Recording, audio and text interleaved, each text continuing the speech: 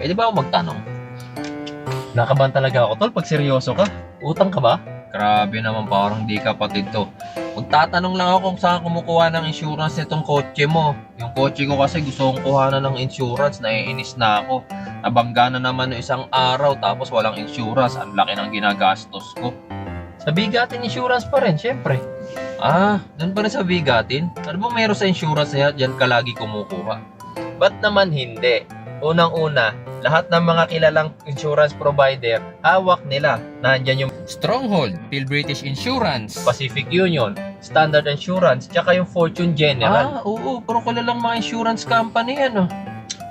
Hindi lang yon. Isa pang gustong-gusto ko sa kanila, yung free roadside assistance nila. Imagine mo, pag nasiraan ka, free towing, free minor on-site repair, free tire changing, free jump start, free battery boosting. Tapos, kahit mawalan ka ng gasolina habang bumabiyahe ka, free delivery pa.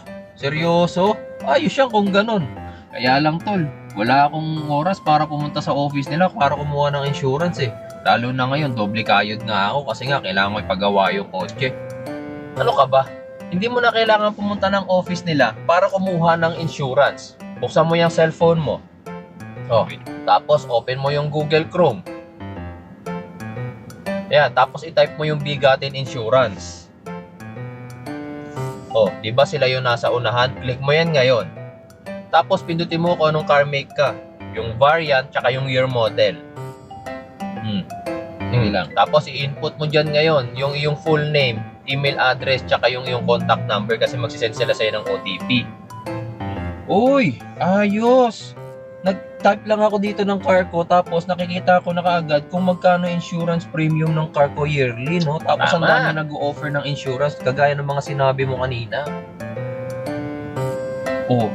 Tapos dito sa baba kapag in-scroll ko, may discount sila pagkas, no?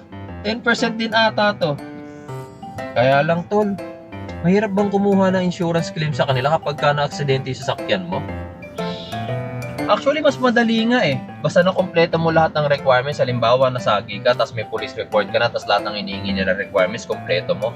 Sila pa mismo nagpa-follow up sa insurance provider mo para wala ka na maging problema.